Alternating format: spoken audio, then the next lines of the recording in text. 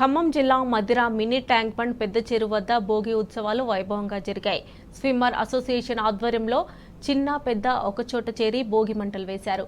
పాత వస్తువులను మంటల్లో వేసి ప్రతి ఒక్కరికి భోగ భాగ్యాలు ప్రసాదించాలని భగవంతుని ప్రార్థించారు. ఈ సందర్భంగా చిన్నారులను భోగి పళ్లతో పెద్దలు ఆశీర్వదించారు.